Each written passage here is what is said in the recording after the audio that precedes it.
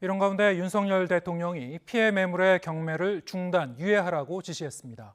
또 정부 대책이 제대로 작동하는지 선제적으로 조사하고 찾아가는 지원 서비스를 하라고 당부했습니다. 조은지 기자의 보도입니다. 윤석열 대통령은 전세 사기는 전형적인 약자 상대 범죄로 희생자 역시 청년 미래 세대라고 짚었습니다. 특별 단속과 법률 개정, 저리자금, 긴급 거처 지원 등 그간 정부 대책을 조목조목 설명했지만 그보다 앞서 체결된 계약에서 피해자가 계속 발생해 안타깝다고 말했습니다. 국무위원들에겐 피해자를 기다리지 말고 먼저 찾아가는 지원 서비스를 하라고 강조했습니다.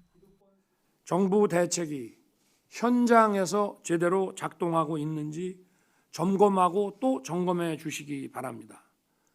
그리고 피해 신고가 없더라도 지원의 사각지대가 없는지 선제적으로 조사하고 한 발 나아가 윤 대통령은 부동산 경매 일정을 중단하는 방안을 시행하라고 지시했습니다.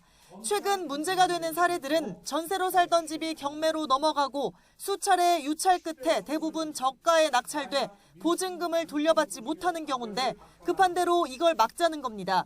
국토교통부 원희룡 장관이 피해자들이 원하는 경매 중지 주장을 보고했고 윤 대통령이 시행을 지시했습니다.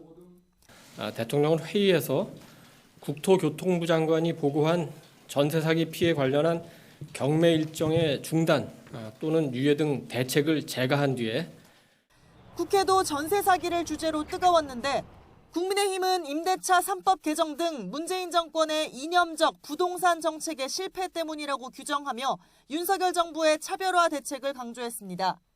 반면 더불어민주당 이재명 대표는 선지원, 후 구상권 청구 등 어떤 대책이든 정부의 방안에 협조하겠다, 피해자 절규에 응답해야 한다고 밝혔습니다. 윤 대통령은 앞서 지난 1월과 2월에도 전세 사기에 대해 단속과 처벌, 대책 마련을 주문했습니다. 점검 또 점검을 언급한 배경에는 이런 지시가 현장까지 닿지 않는 답답함이 녹아 있다는 분석입니다. YTN 조은지입니다.